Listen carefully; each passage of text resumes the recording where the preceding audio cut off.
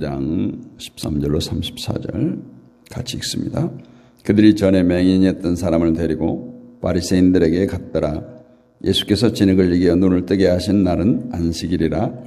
그러므로 바리새인들도 그가 어떻게 보게 되었는지를 물으니 이르되 그 사람이 진흙을 내 눈에 바르매 내가 씻고 보나이다 하니, 바리새인 중에 어떤 사람은 말하되 이 사람이 안식일을 지키지 아니하니 하나님께로부터 온 자가 아니라 하며, 어떤 사람은 말하되 죄인으로서 어떻게 이러한 표적을 행하겠느냐 하여 그들 중에 분쟁이 있었더니, 이에 맹인되었던 자에게 다시 묻되 그 사람이 내 눈을 뜨게 하였으니 너는 그를 어떠한 사람이라 하느냐? 대답하되 선지자니이다 하니, 유대인들이 그가 맹인으로 있다가 보게 된 것을 믿지 아니하고 그 부모를 불러 묻되 이는 너희 말에 맹인으로 났다 하는 너희 아들이냐? 그러면 지금은 어떻게 해서 보느냐? 그 부모가 대답하여 이르되 이 사람이 우리 아들인 것과 맹인으로 난 것을 아나이다. 그러나 지금 어떻게 해서 보는지 또는 누가 그 눈을 뜨게 하였는지는 우리는 알지 못하나이다.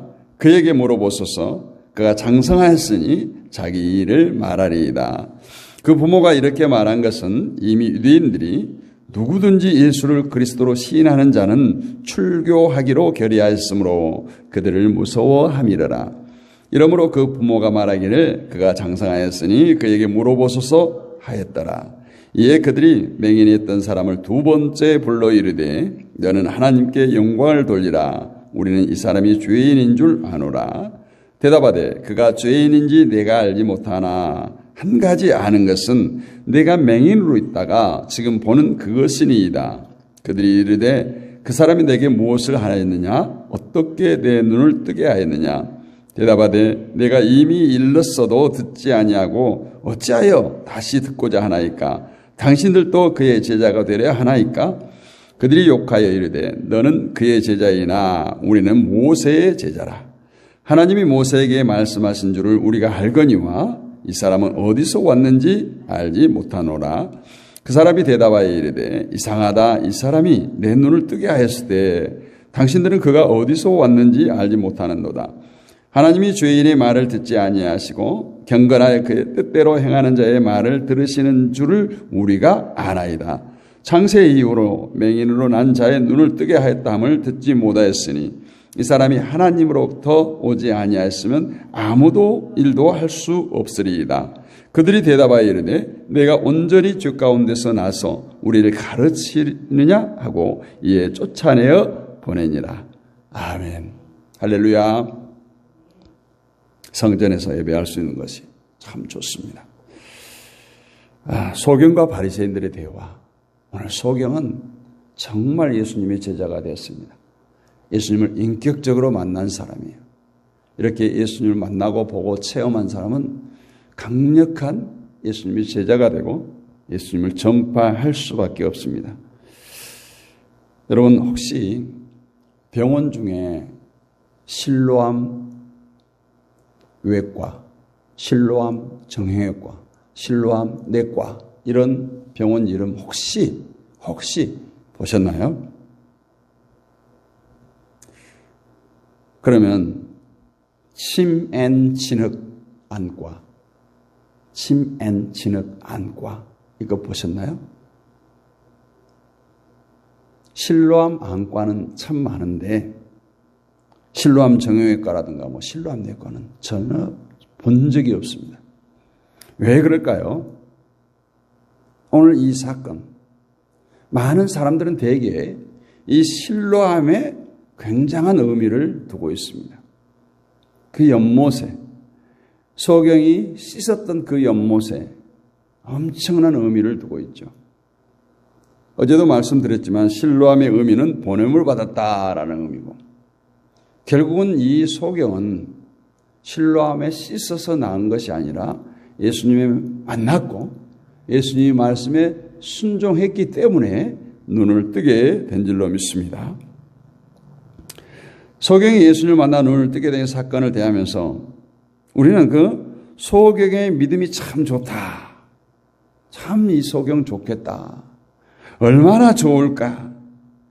이런 소경의 믿음에 관심을 두기보다는 왜 예수님께서 안식일에 수많은 유대인들이 보는 앞에서 이 소경의 눈을 고치셨을까 하는 거예요.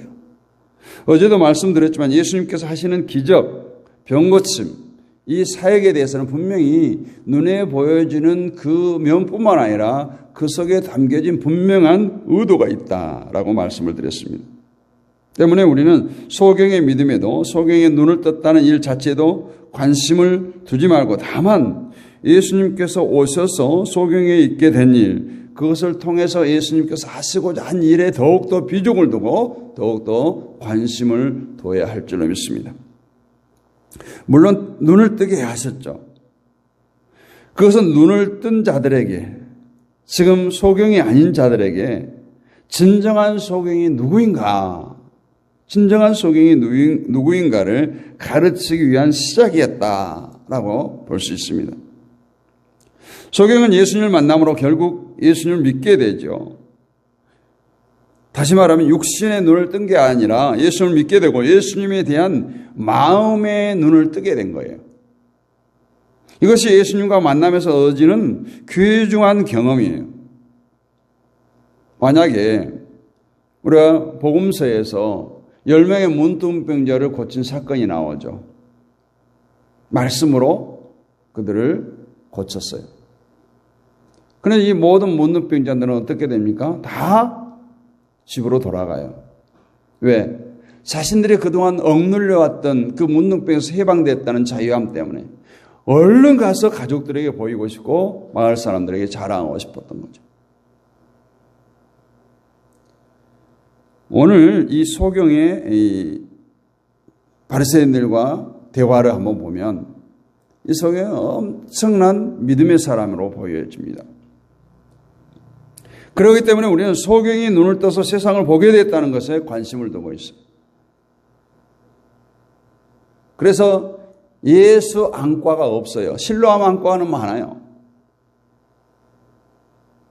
우리는 그것에 관심을 두고 있어요. 많은 사람들이 이러한 사고방식에서 벗어나지 못합니다. 하나님께서 이러한 일을 내게 해주시면 내가 엄청나게 하나님을 사랑하고 평생을 두고 하나님을 믿고 살겠습니다. 이렇게 말해요. 이러한 믿음은 내게 주어진 유익을 근거로 한 것이기 때문에 그 믿음이 계속 유지되기는 어려워요. 내가 어떤 고난이 닥치면 언제든지 그 믿음은 흔들릴 수 있어요. 물론 하나님께서 우리에게 세상 것을 주셔서 우리로 하여금 하나님에 대한 관심을 가지게 할 수 있어요. 분명 오늘 소경도 눈을 뜨게 된 일로 인해서 예수님께 관심을 가지게 되었습니다. 그러나 그것은 아주 초보의 수준이에요. 우리가 어린아이들을 가르치기 위해서 어린아이에게 좋은 것을 줍니다. 흔히 당근이라고 말하죠. 그래서 좋은 것을 주면서 호응을 얻게 되는 거예요. 관심을 갖게 해서 이제 가르칩니다. 그러나 그것은 그 좋은 것을 주려고 하는 것이 아니잖아요. 좋은 것을 주고 끝난 것이라면 아무 의미가 없겠죠. 더 귀하고 큰 것을 주시기 위한, 가르치기 위한 도구일 뿐이에요. 그것은 목적이 아니에요. 그러므로 우리 성도가 하늘의 귀한 것을 보게 되는 눈을 뜨게 되었을 때는 내게 주어졌던 그 세상 것들이 별것이 아닌 것임을 깨닫게 되는 거예요.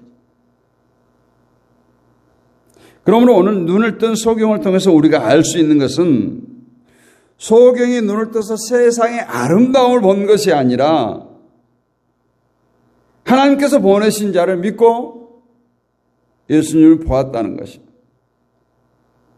때문에 우리는 하나님에 대해서 오해를 하면 안 됩니다.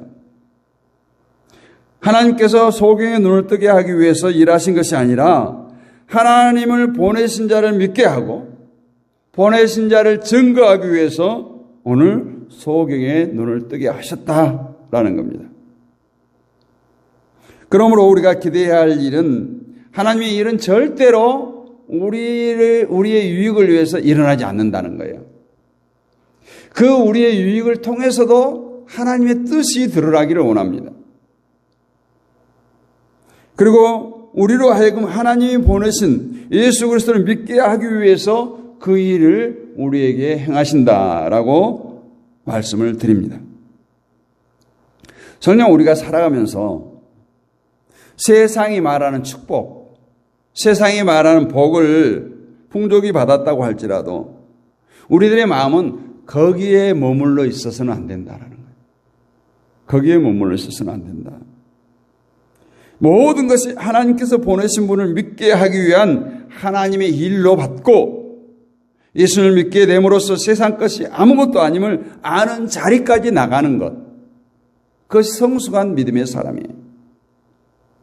오늘 본문은 바리새인과 소경이 대화합니다. 오늘 본문을 보면 예수님께서 이 소경의 눈을 뜨게 하셨다는 것을 바리새인들이 도저히 인정하려고 하질 않아요. 일단 나는 인정할 수 없다는 이 전제하에 소경이 계속 묻고 따지고 있는 것입니다. 심지어는 소경뿐만 아니라 그를 낳은 부모님까지 불러다가 어떻게 된 일이냐? 정말 이 아이가 낳을 때부터 소경이었느냐까지 묻고 있어요. 25절을 보면 대답합니다. 소경이. 그가 죄인인지 내가 알지 못하나. 그러니까 바리새인들이 계속해서 예수님이 죄인이라고 말하니까 그가 죄인인지 내가 알지 못하나. 한 가지 아는 것은 내가 소경이었다가 지금 보는 그것이다. 분명하다는 거예요. 이것을 보면 소경이 유대인들에게 예수님을 증거하는 그 근거가 뭐예요? 지금 자신이 소경이었다가 눈을 떠서 세상을 보고 있다. 보지 못하는 내가 본다는 것이 소경의 경험이에요. 이 경험을 통해서 지금 예수님을 증거하고 있습니다. 그리고 35절, 38절에서 보면 예수께서 저희가 그 사람을 쫓아냈다 하는 말을 들으셨더니 그를 만나서 가라사대 내가 인자를 믿느냐? 대답하되 가로되 주여 그가 누구오니까 내가 믿고자 하나이다. 예수께서 가라사대 내가 그를 보았거니와 지금 너와 말하는 자가 그니이라. 가로되 주여 내가 믿나이다 하고 전하는지라. 나중에 와서 소경이 예수를 믿었음을 알 수 있죠. 예수께서 이제 이 바리새인들이 계속해서 소경이가 추궁할 때 소경이 옳은 답을 합니다. 자기가 경험했던 것을 계속해서 말하니까 쫓아냈는데 그 쫓겨난 소경과 예수님과 대화가 35절 38절이에요. 눈을 뜬 자신의 경험을 의지해서 예수가 내 눈을 뜨게 한 분이다. 그 증거하던 그가 예수님을 다시 만나고 그분이 인자, 하나님의 아들이심을 믿게 된 것입니다. 이것이 바로 예수님을 아는 믿음의 눈, 마음의 눈이 떠진 거예요. 이것을 위해서 예수님께서 소경을 찾으신 겁니다. 때문에 소경에 대한 하나님의 일은 육신의 일을 뜨게 하는 것이 아니라 마음의 눈을 뜨게 하심으로 하나님의 아들로 오신 예수님을 믿게 하는 것이다 라는 거예요. 이제부터 소경은 예수님이 자신의 눈을 뜨게 했다는 것을 증거하기보다는 인자로 오신 하나님의 아들로 오신 예수를 증거하는 자로 살아가게 될 것입니다. 이것이 진심으로 예수를 만난 성도의 삶이에요. 이렇게 볼 때 소경의 진짜 경험은 인자로 오신 예수님을 만난 거예요. 눈을 떠서 세상을 보게 됐다는 경험보다는 하나님의 아들로 오신 예수를 보게 된 것이 더 큰 경험으로 자리하게 된 것입니다. 그러면 오늘 우리는 무엇을 근거로 해서 예수를 믿습니까, 여러분? 내가 소경으로 있다가 눈을 떴습니까? 아니면 죽을 만한 엄청난 그 환경 가운데서 구사일생으로 살아난 경험이 있습니까? 병원에서 내놔버린 질곡 가운데 고침을 받았습니까? 어떤 경험으로 여러분 예수를 믿습니까? 혹시 우리가 눈을 뜬 자기 경험을 근거로 해서 예수님을 증거하는 수준에 있는 것은 아닙니까? 이런 것들이죠. 내 사랑하는 자녀가 좋은 직장을 들어가고 좋은 반려자를 만나서 가정을 이루고 내 사업이 잘 되는 경험이나 소위 세상의 복을 받는 것을 경험으로 해서 나에게 예수님이라 이런 분이다. 내가 예수를 믿었더니 이러이러한 축복을 받았다. 증거하는 것은 아닙니까? 예수님은 인자로 오셨어요. 인자로 오셨어요. 사람의 몸을 입고 오셨어요. 고난받으시는 하나님으로 세상에 오셨어요.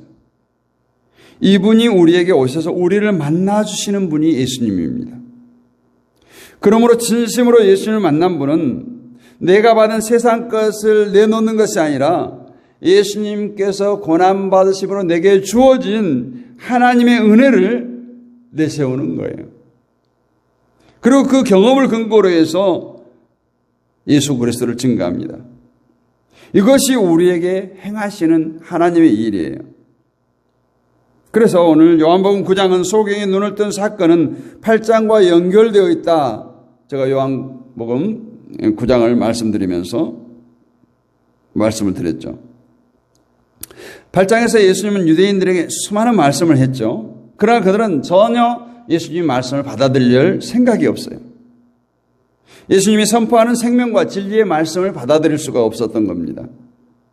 그리고 예수님이 소경을 만나서 눈을 뜨게 하시고 그로 하여금 예수님을 알게 한 사건을 통해서 눈을 뜨서 세상을 본다고 해서 소경이 아닌 것이 아니라 인자가 오신 예수님을 보지 못하는 것, 예수님을 보지 못하면 모두가 다 소경임을 가르치고자 했던 거예요.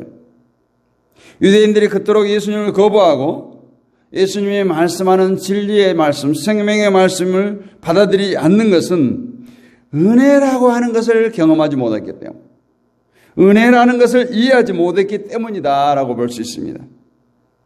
여러분, 은혜라는 말이 무슨 뜻인가 잘 알 겁니다. 은혜는 하나님의 생명과 하나님의 나라에 참여할 수 없는 우리가 예수님의 희생과 피 흘리심으로 우리가 그 은혜에 참여하게 된 것, 하나님의 나라에 참여하게 된 것을 은혜라고 말해요. 하나님의 특혜. 우리가 이것을 거부해 버린다면 누구도 그리스도인이라고 말할 수 없어요. 우리가 생각할 때는 하나님을 믿는 유대인들이라면 분명 하나님의 은혜에 대해서 잘 알고 믿을 것이라고 여겨질 것입니다. 그러나 유대인들은 자신들은 이미 하나님의 백성된 자로 여겼어요. 그리고 율법에 대해서 철저히 지켜왔기 때문에 이미 구원은 당연히 자기들만의 것이라고 여겼어요.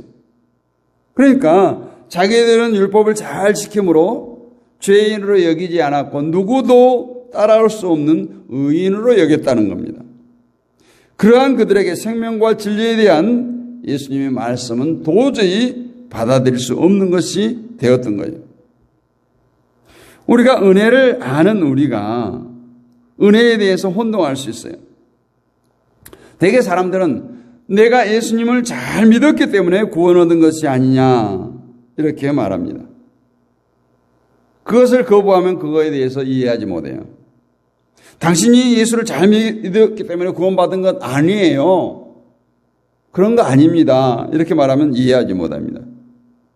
구원은 보면 믿음으로 되어진다고 했어요. 그렇다면 믿어야 구원을 얻는 것이고 따라서 내가 그리스도를 믿음으로 구원을 얻는 것이 분명한데 내가 믿었기 때문에 구원 얻는 것이 아니라고 할 때 쉽게 이해되지 않는다는 것이. 이것이 바로 은혜를 안다 하면서 은혜를 이해하지 못하는 겁니다. 구원은 우리의 경험에서 출발하지 않습니다. 즉 내가 선택하고 그리스도를 믿었다는 경험에서 구원이라는 결과가 주어지는 것이 아니라는 거예요. 구원은 예수님께서 우리를 친히 찾아오셔서 되어지는 것이 출발합니다. 예수님께서 우리를 지금도 붙들고 계시기 때문에 주어진 것이 구원이에요. 그러므로 구원에 대해서 말할 것은 오직 은혜라는 거예요. 은혜. 세상에 수많은 사람들 가운데 나를 택하시고 부르셔서 하나님의 백성 삼아주신 그 은혜. 우리의 그 어떤 경험도 거기에 근거가 될 수 없는 것입니다. 다시 말합니다. 오늘 소경이 눈을 떴다는 것이 그 소경이 열심에 의해서가 되는 것이 아니었다는 거예요. 우리가 어떤 봉사를 하고 무엇을 얼마나 했든 그 모든 것은 예수 그리스도 안에 있기 때문에 보여지는 것뿐이지 그것들이 우리의 경험으로 우리들의 의로 내세워져서 우리가 구원받는 것 아니라는 거예요. 우리 성도로서 말할 수 있는 경험은 오직 예수 그리스도를 알았다는 거예요. 예수님께서 나를 찾아오심으로써 그 예수님을 믿게 되었고 예수님에 대한 눈이 뜨였다는 거예요. 이것만이 우리의 경험으로 자리하고 있어야 합니다. 오늘 바리새인들이 계속해서 예수님의 이 소경의 눈을 뜨게 한 사건 그리고 하나님의 일을 부정하려고 합니다. 심지어는 부모를 불러다가. 근데 이 부모 자세는 정말 눈을 뜬 경험을 한 이 소경 아들과 전혀 다른 경험 증언을 하죠. 나는 알지 못한다. 왜냐? 그 뒤에 보면 그가 옳은 답을 사실대로 답을 하면 유대교로부터 출교를 당할까 두려웠어.